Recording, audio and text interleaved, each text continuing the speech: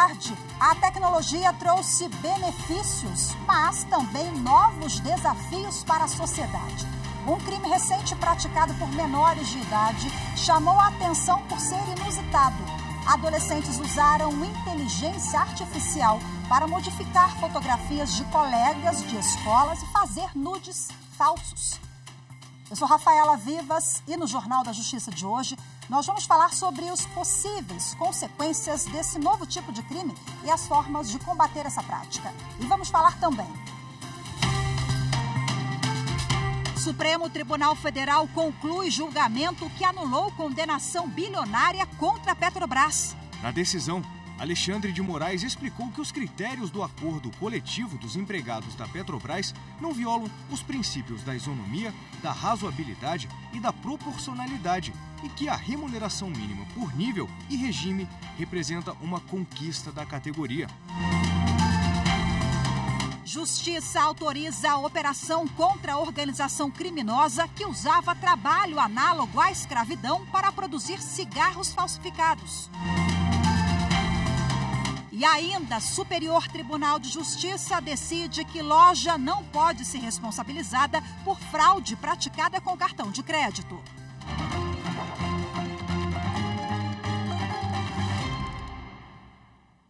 A primeira turma do Supremo Tribunal Federal restabeleceu o cálculo de complementação de salários na Petrobras. Ficou decidido que a fórmula para calcular a remuneração mínima por nível e regime negociada em acordo coletivo não fere a liberdade de negociação entre sindicatos e empresas.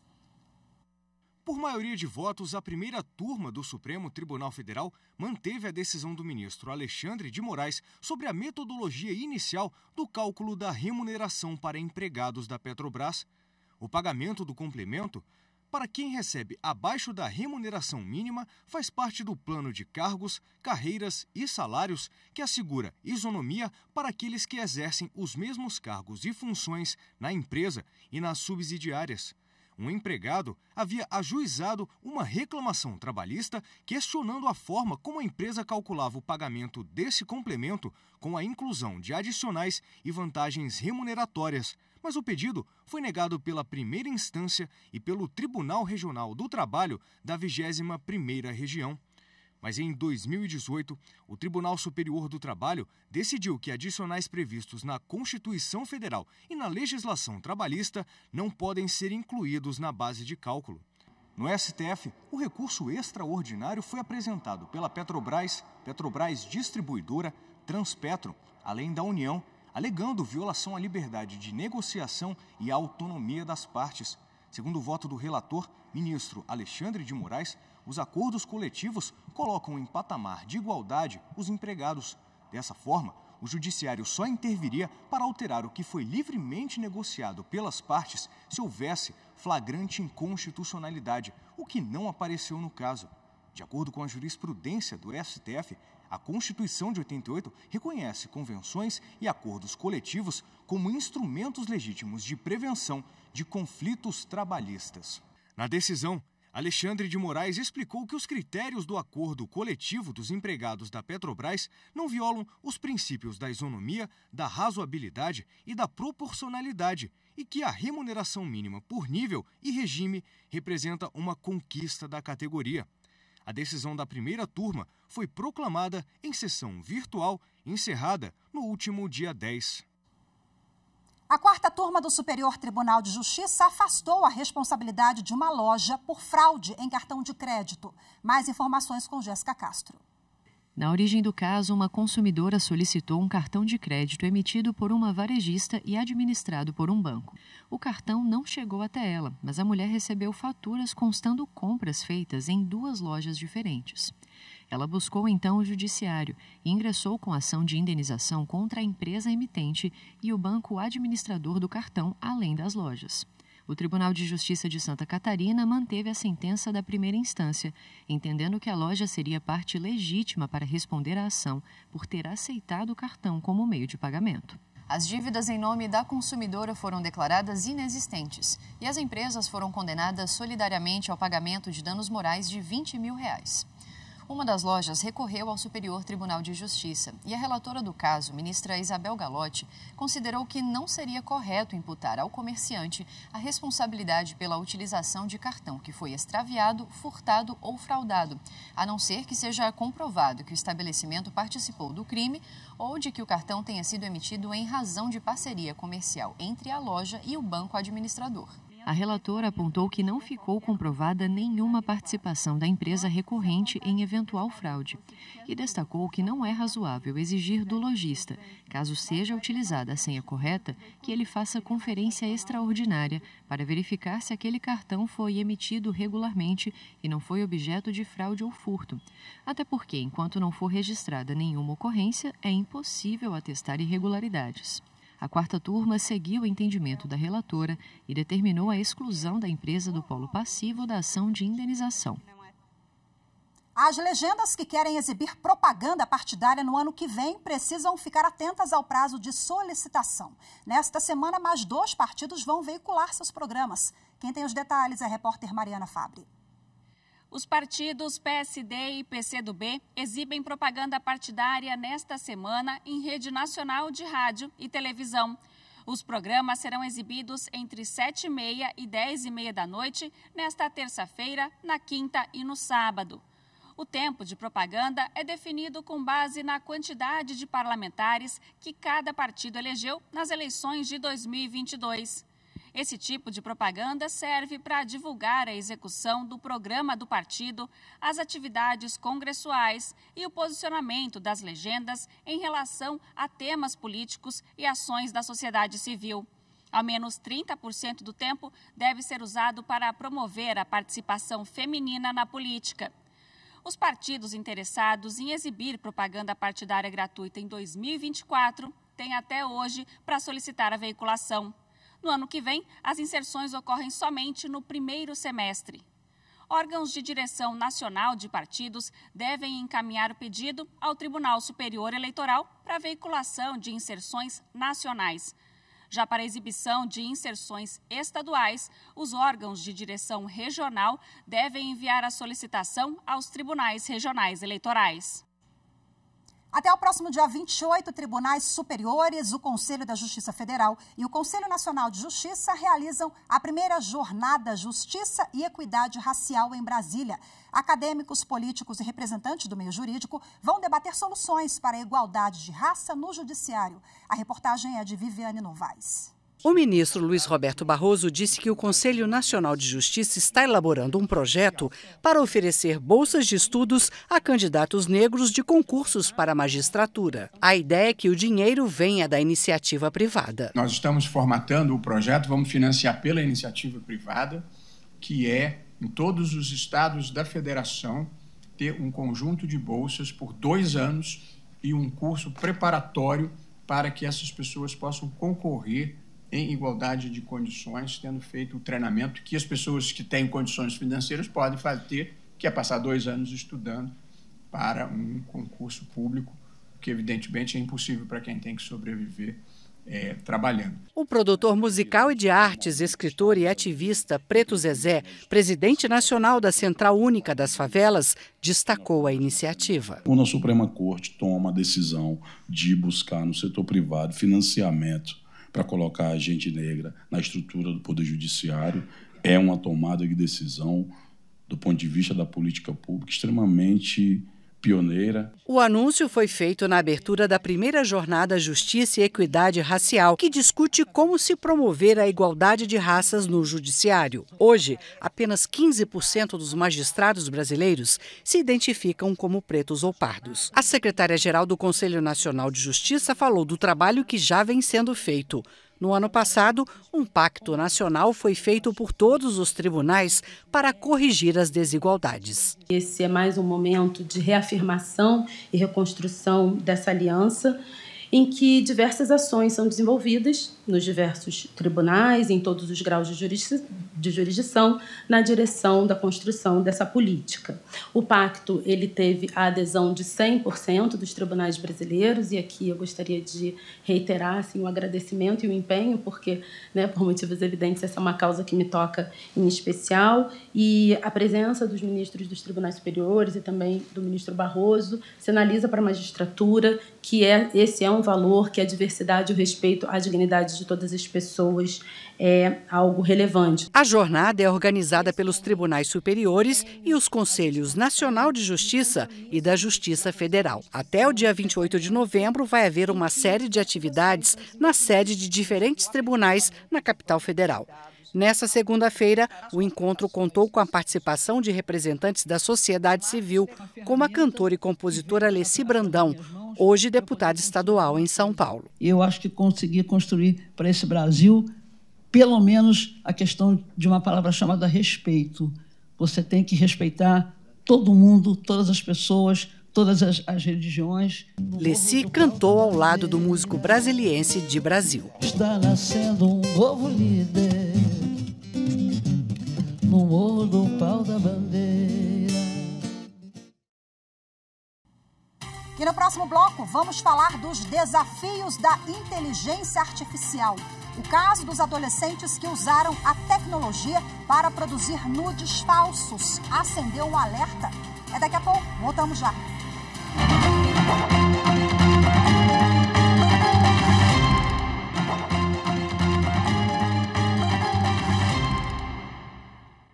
A Polícia Civil do Rio de Janeiro investiga alunos de uma escola particular que estão sendo acusados de usar a inteligência artificial para montar nudes de meninas. Pelo menos 20 pessoas foram vítimas das falsas imagens. Acompanhe... Perdão, gente, vocês vão acompanhar agora esse caso na reportagem de Carolina Chaves.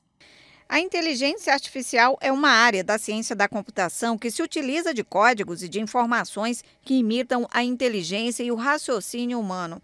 Com essa imitação, é possível prever algumas situações e gostos a partir dos algoritmos inseridos da vida cotidiana, e isso é feito em milésimos de segundos. Este professor e coordenador do curso de Ciências de Dados de uma universidade em Brasília explica que essa tecnologia está disponível para a sociedade e instituições de várias formas, com o objetivo de aumentar a produtividade. Você consegue, por meio de um computador, ou acesso até por meio de um smartphone, você consegue acessar, né, informações muito importantes de forma rápida e, de alguma forma, precisa. Isso é bom? Isso é bom. Por quê? Melhora a performance do seu trabalho. Isso é ruim? Isso é ruim. Por quê? Pode criar muitas coisas não verídicas, como fake news, entre outras, e isso não é legal. Por quê? Porque você dá uma capacidade para as pessoas de agir em contrário à lei. No Rio de Janeiro, um caso ganhou repercussão nacional. Alunos de uma escola particular usaram a inteligência artificial para fazer montagens de nudes de pelo menos 20 pessoas, alunas e não alunas da escola. Segundo as investigações, os adolescentes teriam usado fotos publicadas nas redes sociais das vítimas para manipular e deixá-las nuas. Em seguida, compartilharam as imagens falsas em grupos de WhatsApp. A polícia já identificou parte dos alunos envolvidos no caso e está ouvindo vítimas e funcionários da escola.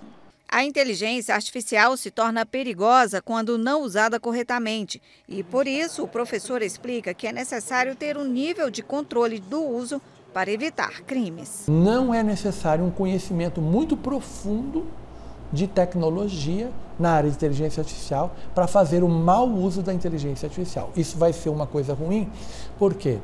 Porque pode trazer para a inteligência artificial um tom negativo. E não é na realidade, ela não foi feita para isso. Só que ela é ampla. Quem criou o aplicativo, com certeza, existem regras. Se você for ler, existem regras de uso.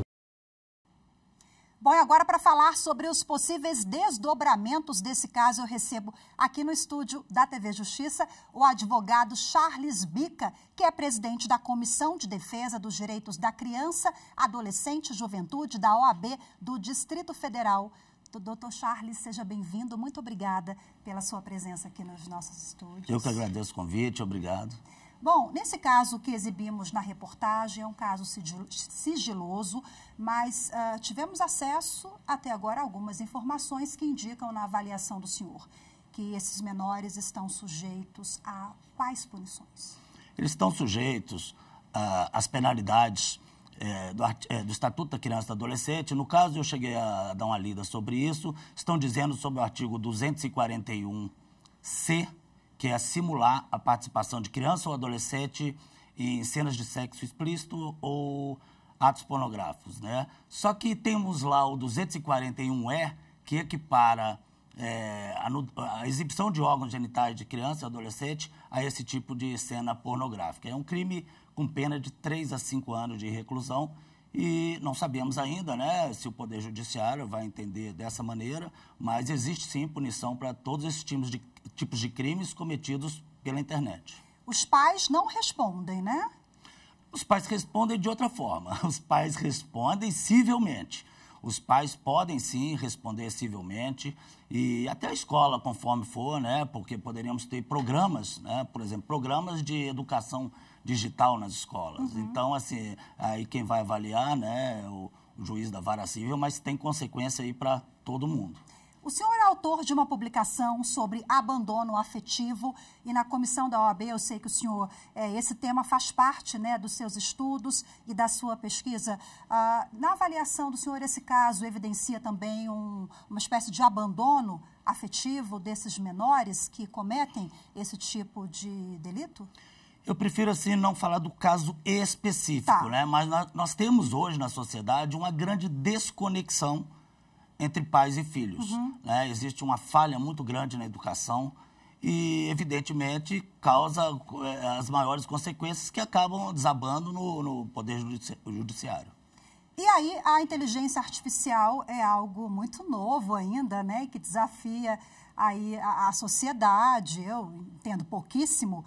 Esse caso chama atenção e também chama atenção dos congressistas. Nós temos várias propostas já tramitando no Congresso Nacional, porque há uma espécie de vácuo aí legislativo, jurídico, no que se refere à punição envolvendo a IA.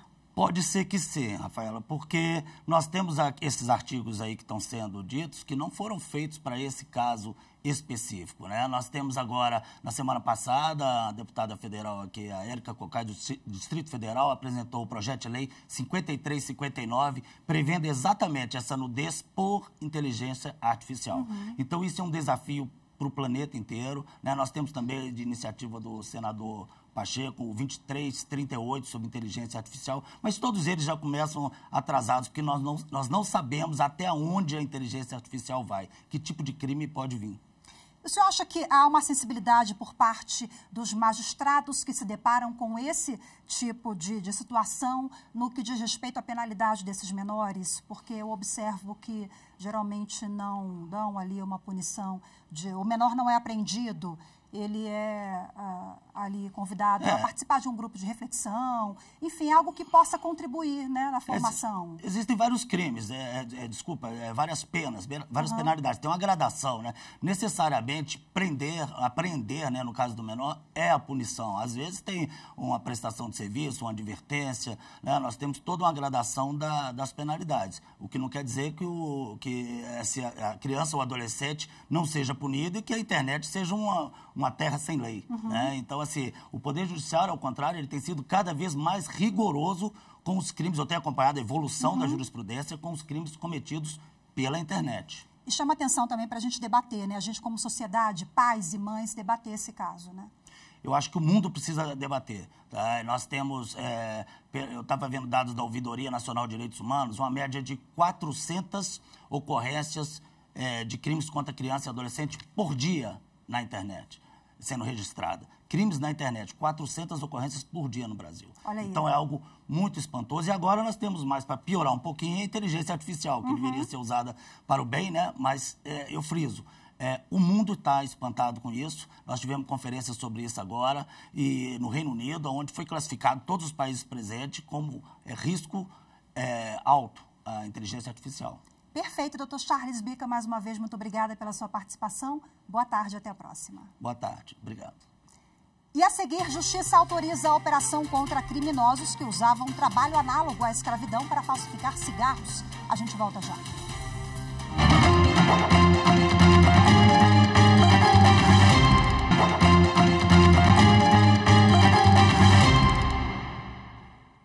O presidente do Tribunal Superior Eleitoral, ministro Alexandre de Moraes, o ministro André Ramos Tavares e o secretário-geral do TSE, José Levi, estão na Espanha para visitar instituições públicas e centros de estudos. Os compromissos desta segunda-feira em Madrid incluíram visitas ao Tribunal Constitucional e a sede da Faculdade de Direito da UNED, a Universidade Nacional de Educação à Distância.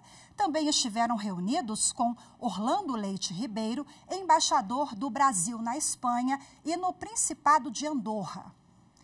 Bom, hoje eles ainda devem participar de atividades acadêmicas da UNED. Na UNED está prevista uma visita ao Congresso dos Deputados. Na quarta, os ministros vão conhecer o Centro de Estudos Políticos e Constitucionais. E na quinta, haverá uma reunião com o presidente do Tribunal Constitucional, além de um encontro com o presidente da Junta Central Eleitoral da Espanha. A agenda oficial termina na sexta-feira, quando os representantes do TSE vão assistir a uma sessão sobre organização e execução de eleições brasileiras na Espanha, no Consulado Geral do Brasil, em Madrid. Uma quadrilha que atuava com contrabando e falsificação de cigarros, trabalho análogo à escravidão, tráfico de pessoas e falsificação de documentos foi alvo de uma operação da Polícia Federal com a Receita Federal. A ação autorizada pela Justiça aconteceu em 5 estados e cumpriu 59 mandados. A organização criminosa agia em Minas Gerais, São Paulo, Bahia, Amazonas e Pará, contrabandeando e falsificando cigarros paraguaios e distribuindo a mercadoria para interceptadores nos 5 estados. Com a investigação conjunta entre a PF e a Receita, toda a cadeia de produção foi identificada, além das empresas e membros da organização envolvidos no esquema. Os acusados recrutavam trabalhadores do Paraguai para fábricas clandestinas, onde eram submetidos a condições análogas à escravidão, sendo mantidos reclusos e incomunicáveis por vários meses. Os documentos e celulares dos trabalhadores estrangeiros também eram confiscados pela quadrilha. Ao todo, foram expedidos 11 mandados de prisão preventiva, 13 mandados de prisão temporária e outros 35 mandados de busca e apreensão, além do bloqueio de 20 milhões em bens dos investigados, que podem responder por até 8 crimes. A gente conseguiu identificar toda a linha de produção, desde aquelas pessoas que trazem os insumos, os motoristas, os verdadeiros proprietários, aquelas pessoas que trazem os paraguaios aqui para trabalhar, motoristas, todo mundo que trabalha nessa logística foi identificado na operação de hoje. Se trata, talvez, de uma das maiores quadrilhas de falsificação de cigarro do país. O Ministério Público de São Paulo denunciou o juiz Valmir Maurici Júnior por agredir e humilhar a mulher dele. O caso ocorreu em março em Caraguatatuba, no litoral de São Paulo. Maurici Júnior está afastado das funções por decisão do Conselho Nacional de Justiça desde abril. O Tribunal de Justiça do Estado mantém procedimento administrativo contra o juiz. O Conselho Nacional de Justiça analisa hoje o processo administrativo disciplinar contra o juiz Hudson Marcos, do Tribunal de Justiça de Santa Catarina. Ele é suspeito de ter sido omisso na audiência sobre o suposto estupro contra a influencer Mariana Ferrer, em 2018. Acompanhe agora na reportagem de Carolina Chaves.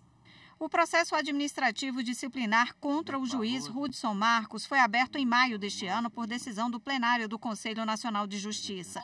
O objetivo foi apurar a conduta do magistrado durante a audiência entre a vítima Mariana Ferrer e o agressor André de Camargo Aranha. Nos vídeos da sessão, que foram divulgados na época, mostraram que Mariana teria sido constrangida e humilhada e o juiz Hudson Marcos não atuou com firmeza para restabelecer a ordem da audiência e evitar o constrangimento da vítima. Mariana participava da audiência como vítima. Ela acusava o empresário André de Camargo Aranha por estupro de vulnerável. Mariana afirmou que foi dopada por Aranha durante uma festa em uma boate de Florianópolis em 2018 e o empresário teria se aproveitado da condição para ter relação sexual com a promoter. O caso chegou até o Tribunal de Justiça de Santa Catarina, que absolveu o empresário por falta de provas. A relatora conselheira Salise Sanchotene votou por aplicar ao juiz a pena de advertência. Ela entendeu que o juiz não fez o devido acolhimento da vítima, favorecendo o advogado do réu. Já na primeira fala do advogado, demonstra-se o cenário que seria estabelecido em toda a audiência. A defesa do réu se dirige à pessoa posicionada como a vítima do crime sexual, com uma afirmação sarcástica e intimidativa de que faria nada menos do que 150 perguntas. Imediatamente em seguida, o advogado fala de uma crítica que a vítima teria feito às autoridades, perguntando de maneira grosseira se ela teria algo contra o juiz, ora requerido. A vítima, então, indaga qual a relação da pergunta com os fatos e o advogado começa a falar sobre a credibilidade da vítima, sobre a credibilidade do depoimento que a vítima daria. E é a vítima que pede ao advogado para se atentar aos fatos sobre a apuração, um pedido que foi reforçado na ocasião pelo assistente de acusação, quando, então, o magistrado se dirige cuidadosamente ao advogado do réu para tratar da preclusão do questionamento. Hoje ficamos por aqui. Muito obrigada pela sua companhia. Tchau, tchau.